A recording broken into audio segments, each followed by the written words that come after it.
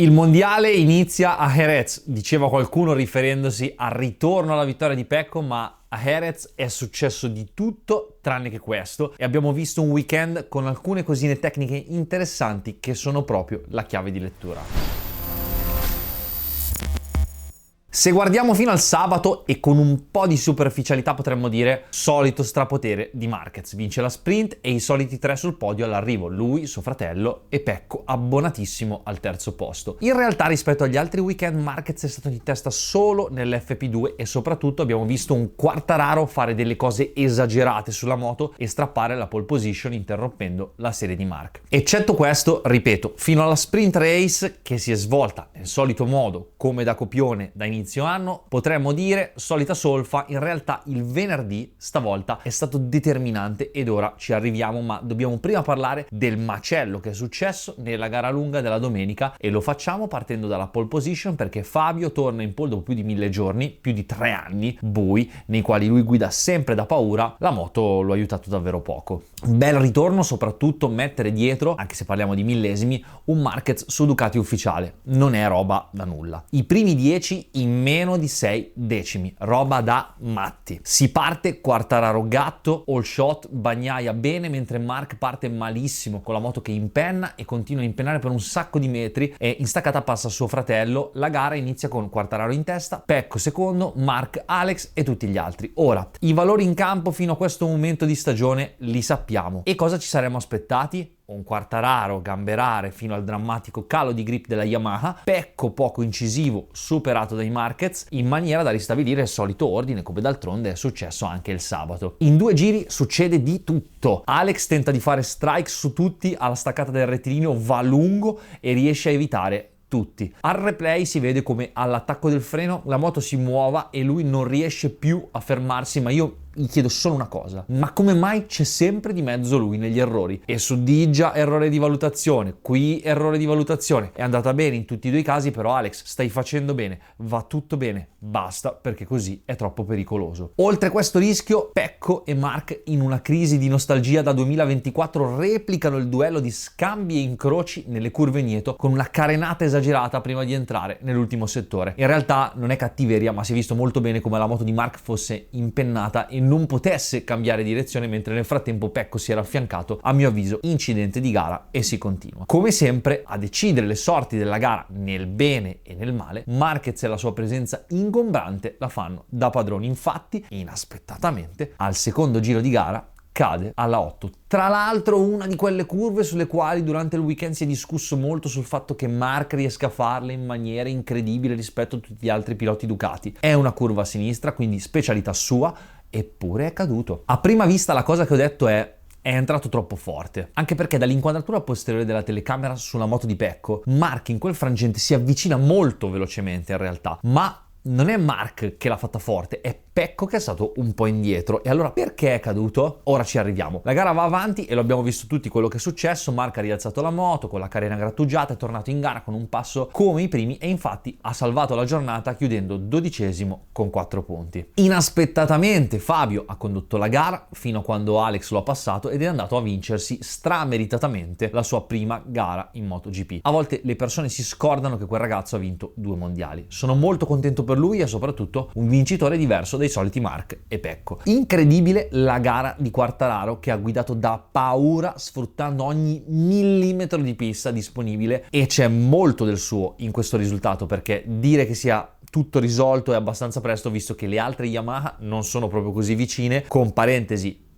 scusa per Rins che era shakerato da una botta negli airfence, ma anche se fosse stato in forma non credo sarebbe stato di quel passo. Fondamentale in questo risultato a mio avviso è la presenza di Dovizioso che aiuta i piloti a tradurre le informazioni per i tecnici e soprattutto collauda la moto. Cambiano gli addendi ma il risultato non cambia, sembra sia la legge di Pecco per ora, visto che nonostante siano cambiati i piloti davanti a lui sempre terzo riesce a chiudere. Male perché con questo zero di Mark, se avesse vinto avrebbe dato una bella zappata al distacco, e invece niente da fare. Dice che nella sprint non riesce a superare, ma nella gara lunga, eccetto il primo duello con Mark, ha fatto elastico con Quartararo a distanza. Una delle cose sulle quali ho riflettuto è stato il fatto che, per quanto possa essere un po' artefatto o meno dallo spettacolo, fino a quando non c'era il prepodio si poteva nascondere molto meglio il carattere di un pilota, mentre ora, in quei pochi minuti in cui 3 sul podio sono davanti al televisore sul quale scorrono gli highlights e si scambiano opinioni, è curioso vedere il carattere dei vari piloti, e se una volta senza prepodio alcuni atteggiamenti non li avremmo mai visti, adesso vengono evidenziati. Pecco a me in questa occasione ha dato l'impressione di colui che vuole sempre mettere il puntino sulla i, ed ho trovato infelice chiedere ad Alex che ha fatto Mark. Prima di arrivare lì i piloti passano dal parco chiuso e lì ci stanno un po'. Parlano con i tecnici, parlano con la squadra, parlano con i manager, fanno l'intervista e poi salgono lì. Non mi dire che non sai cosa è successo al tuo più acerrimo rivale contendente al titolo. Vuoi dirmi che davvero non lo sai? E se lo sai, che senso ha chiederlo così? Vuoi farglielo dire a lui? Io ci ho visto un po' di malizia, ma questo sono io, magari mi sbaglio. E a proposito di queste marachelle, c'è stato anche lo scandalo per il quale i due fratelli Marquez sono entrati in pista in qualifica con il semaforo ancora rosso, e pare che ci sia stata proprio la lamentela di Pecco. Ecco, qui Pecco ha detto una cosa con la quale concordo, ma me ne devo accorgere io? Poi la punizione giusta o sbagliata, più o meno, però ci sta che quando ci si gioca qualcosa di importante non puoi fare come ti pare, anche perché se entri prima anche di poco potrebbe fare la differenza fra fare un giro in più o in meno. Chiuso l'argomento, tornando alla caduta di Mark, che è stata un po' l'ago della bilancia di questo weekend, è interessante perché ci si accorge di alcune cose solo quando succedono ai big, mentre è da venerdì che i piloti cadono per perdita di anteriore. Partiamo dal considerare una cosa, ovvero la pista. Jerez è un tracciato non lunghissimo, ma estremamente complicato perché è molto frenante, ma la velocità delle curve è molto alta. Cosa voglio dire? Che qui si frena forte e poi si entra in alcune curve che sono molto veloci, e a rendere ancora più complicata la cosa c'è il fatto che il layout è su e giù da paura. Il vincitore della gara è anche colui che ha dato 2 facciate di anteriore. Avrà capito qualcosa in più? Mark non è mai caduto, purtroppo gli è successo in gara. Alex, a mio avviso, è stato il leone del venerdì, ovvio anche della domenica, ma venerdì ha fatto qualcosa di straordinario perché è caduto 2 volte, una in ogni turno, e tutte e 2 le volte è tornato in sella mettendosi dietro tutti. Dove è caduto? In FP1 è caduto alla curva 1, mentre nelle practice del pomeriggio è caduto alla curva 5, curva velocissima. Che cosa hanno in comune queste 2 curve? Nulla, sono estremamente diverse, ma sono entrambe in salita, quindi a parità di freno e velocità hai l'anteriore più scarico rispetto alle curve in piano. Inoltre, nel secondo caso era anche in scia suo fratello e sembrava veramente confident ed in pieno controllo, eppure è finito negli air fence. Ha dato una bella botta, è tornato ai box con il motorino, è andato nel camion, si è tranquillizzato, si è cambiato la tuta, è rientrato, e altro giro record. Incredibile. Oltre ad essere l'uomo di giornata, Alex non lo sapeva, ma si è fatto l'antidoto per la domenica. Sicuramente si è fatto un'idea sul feeling della gomma davanti. Infatti quello che lamentano tutti i piloti è soprattutto questa chiusura dello sterzo nel momento in cui devi riagganciare il gas, e questa cosa è accentuata ancora di più dalla pressione della gomma, che è molto influente in questo. Se guardiamo la gara di Alex, alla fine non è mai stato molto a contatto con quelli che ha superato. È arrivato velocemente, ha superato, se n'è andato, forse non dando il tempo alla gomma di surriscaldarsi e di innescare quella brutta chiusura di anteriore in accelerazione. C'è da dire infatti che proprio Alex la seconda caduta di venerdì pomeriggio l'ha fatta dietro a suo fratello. Può aver influito la pressione del pneumatico? Direi di sì. Vi ricordate la prima gara di quest'anno, quando Mark aveva detto e il team non si aspettava una gara così per la previsione della pressione della gomma anteriore? Intendeva che avrebbero dovuto aspettarsi che sarebbe stato tutta la gara davanti da solo, e questo influisce molto sulla pressione e la temperatura della gomma davanti. Abbiamo visto uno strapotere di Mark tutto l'anno fino a qui, quindi mi immagino che anche il team abbia pensato ad una pressione da aria pulita, del tipo partiamo, male che vada c'è Quartararo davanti, tempo il primo giro lo supera e poi comanda in testa. Però purtroppo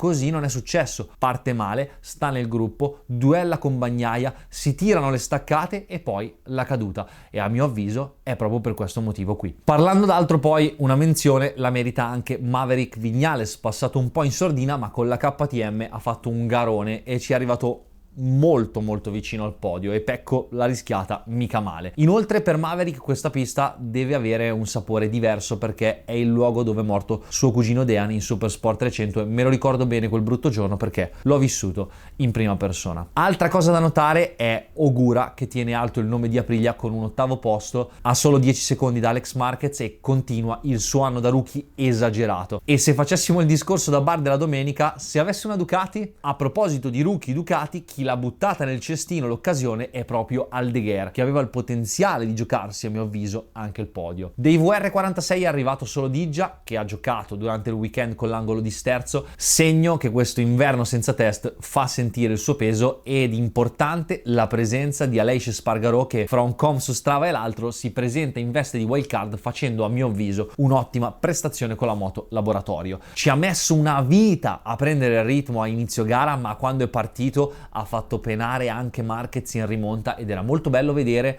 le differenze delle due moto quando sono stati insieme Marquez e Aleix quei 2 giri, perché Marc nonostante i danni alla moto riusciva a inserire con il freno in mano più velocemente e girare strettissimo. Aleix molto meno, ma aveva una super trazione in uscita di curva ed è un altro segno che la moto sta migliorando a vista d'occhio, più di Yamaha come pacchetto generale, solo che in Honda credo che manchi chi fa la differenza per davvero, mentre Yamaha a Quartararo. Questo è tutto per quanto riguarda il GP di Jerez. Noi ci vediamo mercoledì sera con il video del secondo test della Aprilia APX. So che è in ritardo, ma ci tenevo molto e mi sono preso qualche tempo in più. Inoltre lunedì prossimo post Superbike con sorpresa, perché questo weekend ci sarà la Superbike a Cremona e signori, sul palco del Cremona Village faremo l'unveiling della nuova colorazione che utilizzerò all'IDM e ovviamente per chi sarà il venerdì in autodromo alla Superbike siete tutti invitati. Ci vediamo lì, ciao!